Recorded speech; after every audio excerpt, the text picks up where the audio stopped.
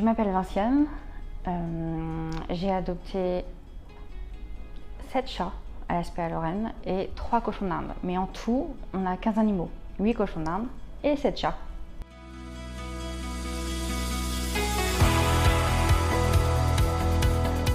Le premier chat adopté, c'est Loulou, à Amos, qui était en SOS senior, du fait qu'il était FIV+, sans dents et sans oreilles. Et j'ai craqué sur lui, en fait. Donc on y a été, on l'a adopté. Et puis pour pas qu'il soit tout seul après le départ d'Horus, qui a été adopté à Velaine, on s'est mis à adopter à chaque fois un chat. Et à chaque fois, il y en avait un qui se rajoutait. J'avais pas le cœur à le laisser, alors qu'on avait la capacité matérielle, financière et émotionnelle pour l'accueillir.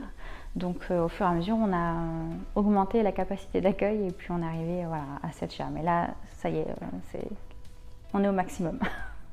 Initialement, quand on s'est tourné vers le refuge, vers la SPA, c'était pour adopter des animaux qui étaient vieux ou malades, sachant qu'on voulait adopter des chats ou des cochons d'Inde par la suite, qui ont une moins meilleure chance de trouver une famille, du fait qu'ils sont tous, enfin en tout cas tous les chats qu'on a adoptés sont FIV+, ils ont le sida du chat. Donc les gens ont plutôt peur, c'est pas évident, c'est pas très lourd au quotidien, mais c'est comme les humains, c'est-à-dire que dès qu'il y a une maladie opportuniste, ça aggrave et ça peut déclencher d'autres maladies, d'autres pathologies, et on arrive aussi forcément en fin de vie de manière prématurée par rapport à un chat sain. Il y a une surveillance à faire, bien évidemment. Donc on en a 7 parce qu'on les a voulu les uns après les autres. Chacun, ça a été un coup de cœur et puis on n'a pas réfléchi. Par contre, on l'a fait parce qu'on pouvait. C'est-à-dire qu'aujourd'hui, je dirais pas qu'on a un forfait chez le vétérinaire, mais il nous connaît très bien, il suit tous nos animaux pratiquement. Donc il y a un suivi régulier, au minima 2 fois par an pour Loulou, pour son cœur, puisqu'on en a 2 sur 3 qui ont des problèmes de cœur. Et un qui a un problème de tension. Donc on a un traitement, on a des cachets, il y a des soins à faire.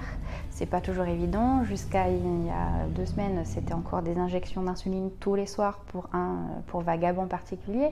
Aujourd'hui, normalement, ça devrait s'arrêter. Ça, c'est la bonne nouvelle du jour.